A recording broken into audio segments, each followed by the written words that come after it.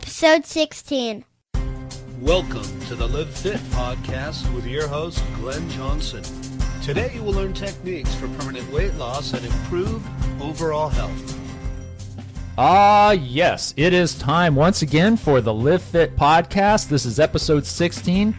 I'm your host, Glenn Johnson, and today I'm going to talk about rapid weight loss. But first, I have to just say how much I'm enjoying the Winter Olympics. It is great, isn't it?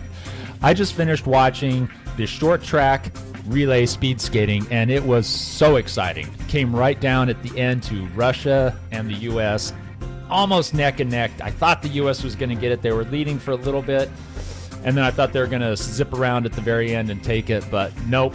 Russia got it. It was a good race. It was really exciting. I love watching all the activity going on in the middle while the racers are going around and trying to figure out who's doing what and why, and it's really awesome. Two people wiped out early on, and it was pretty much just a race between two teams from there on out.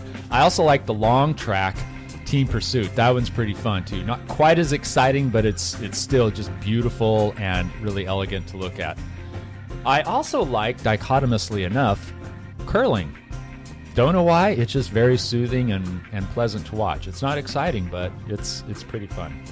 Before I get on with my topic of rapid weight loss, I want to give you the answer to last week's question of the week. My question was, who is Charles Atlas? You've probably heard of him before. In fact, he came on the scene back in around 1921 or so with an advertisement on the back of comic books. It was a little comic strip, and it showed the 98-pound weakling laying on a towel on the beach, and some big, burly, muscular, strong lifeguard came up and kicked sand in his face because he wanted to talk to the girl that the weakling was with. And so he kicked the sand in his face and took the girl from him.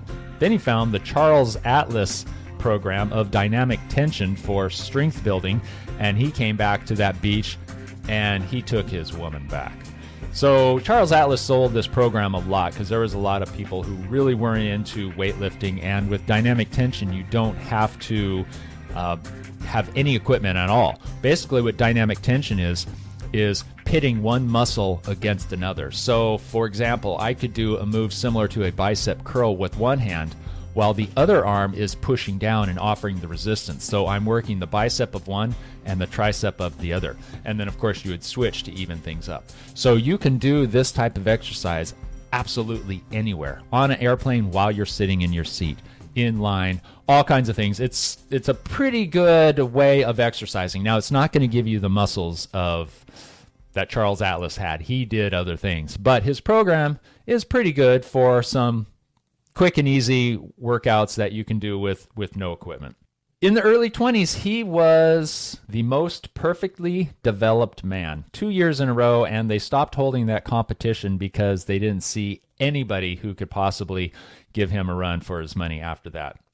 I'd like to thank everybody for leaving their reviews and the ratings on Stitcher and iTunes. Like I've said before, it really does help the health of the show. The more reviews I get, the higher ratings I get, which means more people can see the show exists. They'll know about it. They'll listen to it. And hopefully, if I'm doing my job, they will learn to live fit themselves and experience what good, healthy, fit, strong really feels like. And then they'll tell two friends, and they'll tell two friends. And next thing you know, everybody on the planet is fit and healthy, and we don't have silly little problems with our bodies that could have been avoided by doing a few simple things like moving and eating right. Before I get on with today's show, I want to give you a quick little overview of what I'm about to talk about and explain why rapid weight loss is so harmful. First of all, weight loss does not necessarily equal fat loss. It's a shock to the body. Oftentimes harmful methods are used. I'm going to explain about the starvation response and leptin. There's a rebound effect. People often use unsustainable behavior and balance. Well, all right then, let's get on with it. Last week, I wrote a blog post about Rachel Frederickson. She is the Biggest Loser contestant who shocked her trainers and the audience when she revealed her new body. They hadn't seen her in about 3 months, and when she stepped out on stage, they couldn't believe their eyes. You could actually hear a gasp coming from the audience. Why? Because she looked like somebody with anorexia. Apparently, she took her weight loss too far. When she first started the contest, she weighed 250 pounds. About 6 months later, during the reveal and the season's final episode, she was down to about 105. That's an average of 6 pounds a week. Now, she had plenty of incentive to get fit and lose her excess body fat for the show. She had $250,000 at stake as prize money, which she did receive. She knew that she was going to come back out for the season finale, so she wanted to continue with her workout and look good and, not gain that weight back. She had a lot of momentum going for her. Apparently, she had time and money because she spent 6 hours a day working out and eating only 1,800 calories. Now, 1,800, for perspective, is about what my resting metabolic rate is. Now, granted, I'm 6'1" and 180 pounds, so I'm quite a bit larger than her. But that's the minimal amount I need just to survive if I lay in bed for 24 hours. Well, however, she wasn't just laying around. She was exercising, as I said, 6 hours a day, and that is quite a lot. The problem was she didn't really know when to stop. She didn't have any stops in place, either body fat-wise or weight-wise or body circumference. She really should have had a trainer with her watching her and measuring her body fat and telling her, okay, enough's enough. You can have too little body fat, and you're definitely going into that direction. Maybe she did, but this was not made public. I like to call this the Goldilock Gap. There's a just right amount. Too much fat is bad for you. Too little fat is bad for you as well. So we want to find the just right amount. And on a woman, that's about 17 to 23%. On a man, it's 12 to 17%. Women, it's much more important that they don't go under that amount. Men can, and it's not as big of an issue, but really between 12 and 17 for men is ideal, and women can have about 5% more than that on the upper level. So many of my clients see shows like The Biggest Loser, and they want it for themselves. They know what a struggle it is to lose weight and keep it off. And they see people losing 10 and 15, 18 pounds in a week. And here they have a summer vacation or a wedding or a reunion coming up, so they want to lose that amount of weight. Well, I find this show pretty harmful in that because it gives people unrealistic expectations of how much weight really can be lost. Now, the people who go through The Biggest Loser, they are isolated on a ranch for 3 months. They have nothing else to do but exercise and eat right and sleep the right amount. That's it. I wouldn't mind living like that either. That sounds like a lot of fun. Eat, sleep, ride. I would rather ride a bike than to do those exercises, but hey, I would do that too. That'd be pretty fun as well. So it takes me a while to get across to my clients that that's not really healthy. That's not really realistic, because even if you're on vacation and you can spend 6 hours a day working out, that's not a sustainable behavior. So today I'm going to explain to you why slow fat loss is the best and why fast weight loss is harmful and almost destined to be a failure. I have never, ever seen or heard of anybody directly in the 14 years I've been in this industry that has lost a considerable amount of weight quickly and kept it off. I do know one guy who lost 80 pounds really quick. He lost 30 in the first, 2 months? And then over the next 8 months, he lost another 50. But the problem is he has since, this is about a year and a half later, he has since gained 50 pounds. It gradually creeped up. Not a quick thing, but it gradually creeped up. Now, his average weight loss was only about 2 pounds a week, so that does not technically fall into the classification of fat weight loss, which is anything more than 2 pounds a week. It is safe to lose 1 to 2 pounds a week. Some people, if they're smaller people, should stick to 1 pound. If they're larger, they could probably get away with 2 pounds. But anything more than that is almost destined to have a rebound effect. So this guy I know, he has been gradually creeping back up. He lost the initial amount of weight. Actually, he lost all 80 pounds while following the MetaFast diet. And if you don't know what that is, it's a lot of prepackaged food. A lot of it's powdered, and you mix it with water, or there's some other food, and essentially you're eating 1,200 calories, 1,000 calories a day. So it's not very much food, and this food that you get from Medifast is engineered to be filling while giving very few calories. The problem is with it, it's not sustainable behavior. I'll talk more about that in a minute. This gentleman I was mentioning, he has since seen the light, and he's taking the actions of eating healthy, small meals frequently. He's exercising frequently, and his weight has plateaued, and he's starting to come back down again. Well, the recommended weight loss, as I mentioned, is 1 to 2 pounds per week. Now, to get an idea of what that means caloric-wise, 1 pound of fat equals about 3,500 calories. So if you want to lose a pound a week, you need to have a deficit of 500 calories each day. Now, the easiest and most successful way of doing this is to increase your physical activity to burn an additional 250 calories and decrease your food intake by 250 calories. And you will have a 1 pound deficit each week. And keep doing that in every week. And there's 4 pounds per month. I know it doesn't sound like much, but it's a realistic, sustainable amount. Here's the thing. People do unsustainable behaviors when they go on a diet. And then when they eventually, and everyone always does, go off the diet, they don't have good habits or good behaviors, and the weight, the excess weight that they've worked so hard to lose, comes right back on again. I will explain the rebound effect a little more fully, but that's, in a nutshell, what happens when you don't eat realistically. Now, when you do keep it slow and steady like the tortoise, and you lose 1 pound a week, that is most likely because you have changed your lifestyle habits, your behaviors, your eating behaviors. So now it's not really a diet that you're on, it's called sensible eating.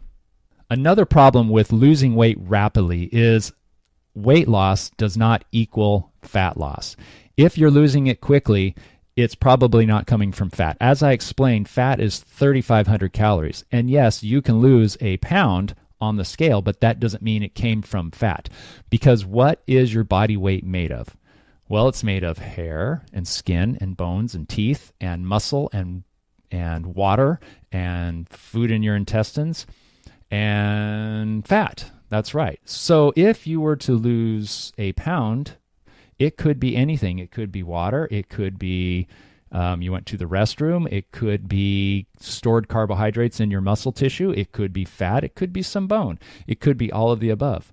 One way to look at it is stand on a scale holding a bottle of water and set that bottle down. Well, you've just lost weight. And no, it didn't make your body fat any lower. And I know people mean fat when they say weight, but the problem is when you get stuck into this mindset of I have to lose weight, I have to lose weight, I have to lose weight, what happens is you want to lose weight at all cost, and it doesn't come from fat. And in fact, when you do lose other things besides fat, you're almost certainly going to gain excess weight back because your body is missing something that it needs. It's out of balance. The body likes to be in balance. It likes Goldilocks. It wants homeostasis. Otherwise, the body is shocked, and the body doesn't like to be shocked. We warm up before we work out. We cool down after we work out. We generally wake up pretty slowly. When we go to bed, we lay down and rest and gradually fall asleep. The body likes to do things fairly slowly. And if it took you a year to gain your excess body weight, let's just say it's going to take a year to bring it off. That's not necessarily true, but if you put that in your mind and work towards that, that's probably going to be the best attitude to have. You know, another thing that people do when they want to lose weight really quickly is they do harmful methods. Remember fen-phen? That was a drug that you could get prescribed by a doctor, and they found that it was really harmful to the heart. I believe some people died from that. If not, they at least had some heart damage. Also, ephedrine. That was also used in things like Dexatrim and some weight loss over-the-counter drugs, and that has also shown to be damaging to the body. There's many other over-the-counter supplements that are touted as being weight loss ingredients, but they're really not. And one of the biggest problems with taking these is, aside from the physical damage that can happen, I think there's more psychological damage, because you take these things and it's essentially cheating. And once you get that cheating in your mind, you don't want to work as hard. You don't want to do what it's actually going to take to get the excess fat off. And then that just creates a snowball effect, and one thing leads to another, and here you are weighing 10 pounds more than you did when you started. Now, I know I'm simplifying this and I'm kind of making it sound really trite, but I've seen this happen so many times. People rely on something to help them. It doesn't help them like it should. They give up, and they don't take the onus on themselves, and they don't take responsibility, and therefore they don't change their habits that cause them to gain the excess fat in the first place. One of the biggest things that happens when you try to lose weight rapidly, you're usually eating too little food, too little calories to meet your resting metabolic rate. Your resting metabolic rate, or basal metabolic rate, RMR or BMR, is the amount of calories your body needs in a 24-hour period while lying down but not thinking, digesting, or even watching TV or reading. Now, this is what I said is about 1,800 calories for me. If I were to just lay there, I would need to get 1,800 calories put in my body intravenously so I didn't lose any flesh. I would lose muscle or fat or bone or something if I didn't have that going in. Now, of course, I do more than that, so I need to eat more than that. And you want to match your activity with your food intake in order to remain neutral at the end of the day. Now, one of the biggest problems people make when they want to lose weight is they eat too little. If you do not eat enough calories to satisfy your metabolism is going to slow down. How does it do that? Well, it cannibalizes its muscle, and this has a twofold effect. It's sustaining itself from the energy in the muscle mass, and two, the body doesn't need as much energy now because it has less muscle. Muscle is very expensive caloric-wise. Skeletal muscle needs a lot of energy just to stay alive. Fat needs very, very little energy. Fat needs very, very little energy. And so when the body is deprived of calories, you would think that it takes it from the fat, because fat is a lot of energy, but it doesn't require much to stay on the body, whereas skeletal muscle does. Now, if you're in a crisis situation and you need to cut the use of calories because you don't have very much coming in, and you want to extend what you have as long as possible, what are you going to do? Well, the body gets rid of skeletal muscle because that's the least important and the most expensive. One way I like to give a visualization is to think of a property of land out in a dry, arid region. So let's say you have about an acre square of property with a house sitting in the middle of it. The house is surrounded by a beautiful lush lawn. Then you have your prized rose garden and a fruit and vegetable garden and some trees. And of course, you have to use water for all of these things, plus in the house. Well, let's say there's a drought. The water company calls you up and says, hey, we're not going to make it through the summer if you keep using as much water as you're using.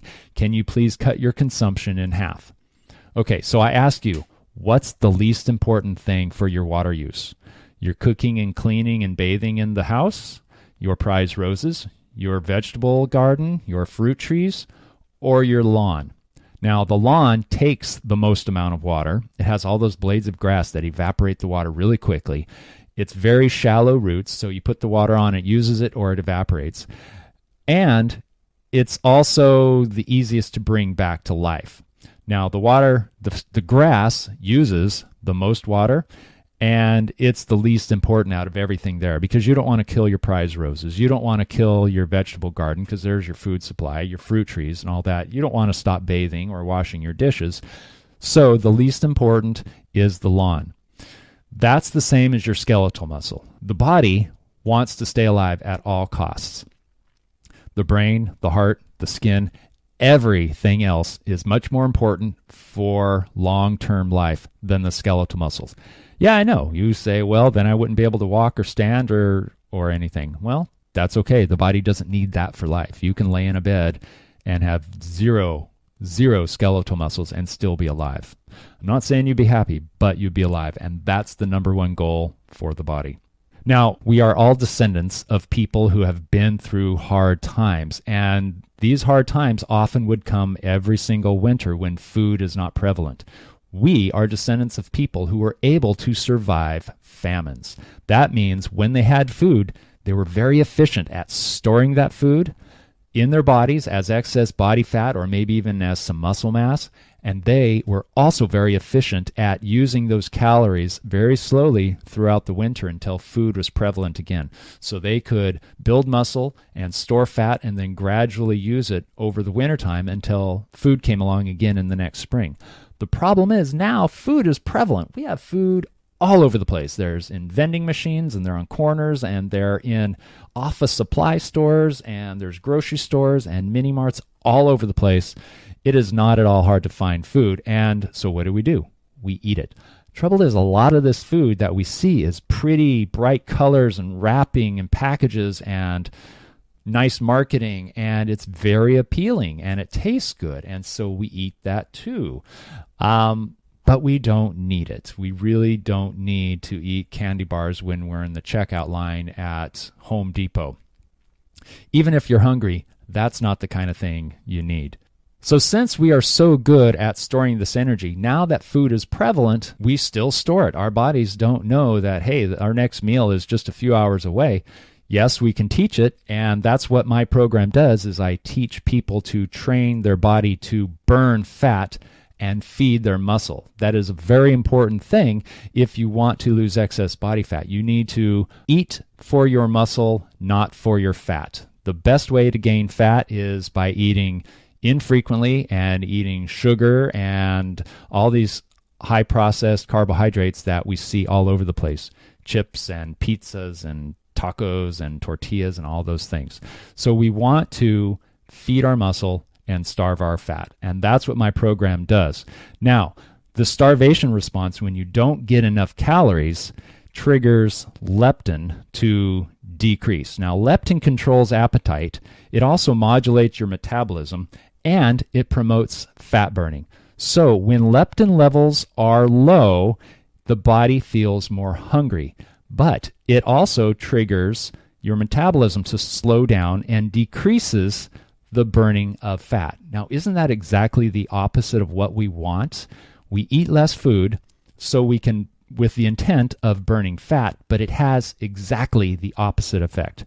In fact, as an example, there was a woman who used to come in my gym all the time, and she finally stopped to talk to me, and she was very frustrated because she'd been trying to lose quote unquote weight, and she was unsuccessful. She had plateaued. Her weight had dropped and dropped and dropped, and then it wouldn't go down anymore. And she said, "I'm only eating 800 calories a day. How come I can't lose weight?"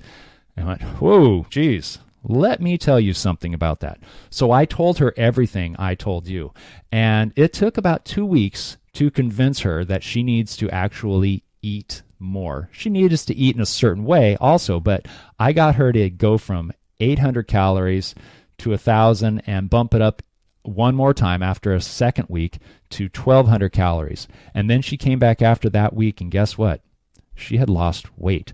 And you know what else? She had color in her face. Her cheeks weren't so hollow. She was walking a little bit quicker. She was smiling. She wasn't so tired. She wasn't able to do any exercise because she was so tired all the time. So now that she felt better and had some energy, I took her into the gym and I showed her some weights, some strength training exercises that she could do. And I saw her a month after that, and she looked fantastic. She had muscle tone, and she had lost probably 5% body fat. Up to that point when I first saw her, she was a fat, skinny person. She was over fat and under muscled. She was at her appropriate body weight, but she was over her body fat just because she had so little muscle. So I talked about the rebound effect, and that is pretty much as it sounds. Your body likes balance. When it's thrown out of balance, it's going to do whatever it can to get back to homeostasis. So when we lose weight really rapidly, it's going to want to regain that really quick too. An example of this is I went away for a weekend with the guys, and we were camping, and there really wasn't much to do except sit around a fire and eat and drink. And I came home and I took off my clothes to get in the shower, and my wife started giggling. And I said, "What is up with you?" And I say, because that's a little bit hurtful, I think. And she said, you have a big butt. And no one has ever said that to me before. I never thought I'd hear that. And I looked in the mirror and went, holy cow, I do. So I curtailed my eating a little bit. I was definitely eating like a pig when I was away with the guys. And I went back into my regular eating habits and exercise habits. And a few days later, I was back down to my normal weight. But I gained about 8 to 10 pounds on that 3-day weekend. But I rebounded and I got back to my normal weight because I was used to being at that. Now, that was my homeostasis. About 185 pounds or so was my normal Goldilocks weight. And anytime I get higher or below there, the body tries to get back to that 185 that it likes so much. So I told you that when you go on a diet, it's unsustainable behavior. And this is pretty obvious. With my example of the guy on Metafast, he was drinking these shakes and eating this plastic food for most of the day, and then one meal of the day he would eat lean and green, which was a lean meat and a lot of green vegetables. Fantastic.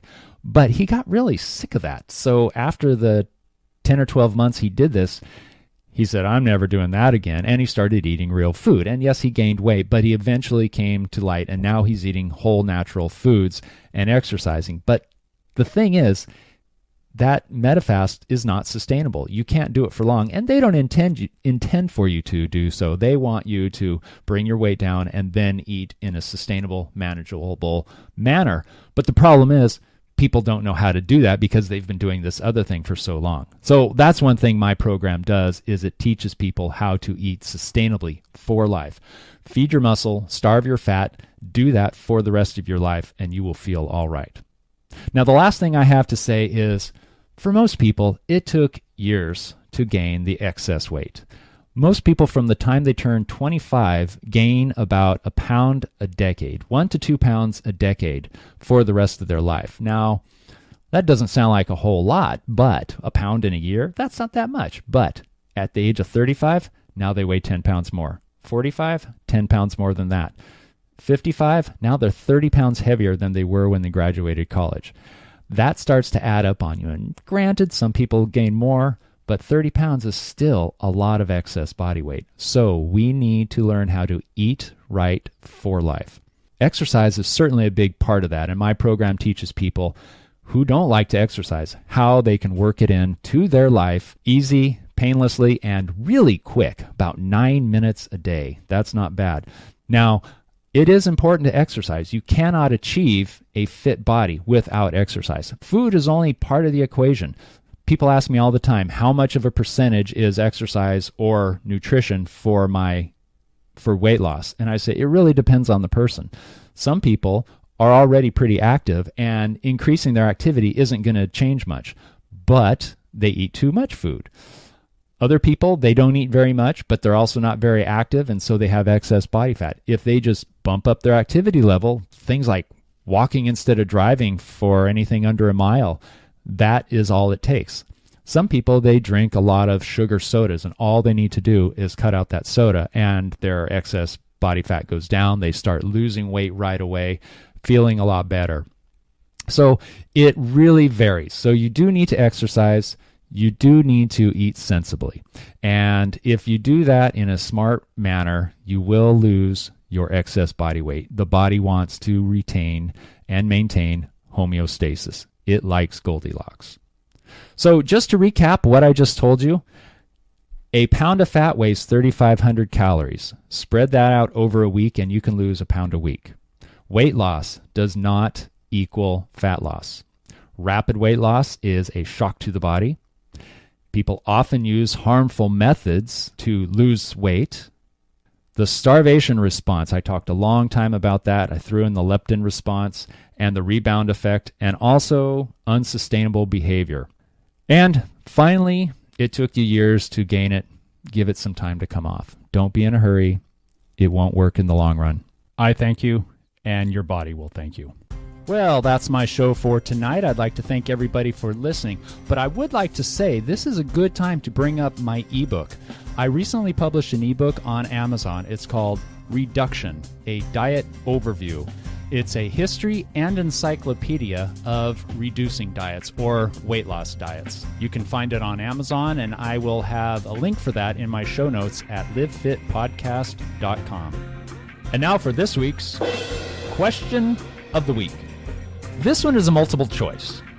Now, the question is, to lose fat from specific areas of the body, you must A, do exercises that target that area of the body, B, do an hour of cardio exercises every day, C, lose overall body fat and hope your genes cooperate, or D, eat less calories. Please, if you have an answer, leave them on the show notes. If not, I will give you the answer next time on the Live Fit Podcast. You can find us once again at livefitpodcast.com. Thanks for listening. Bye-bye. Thanks for listening for the Live Fit Podcast.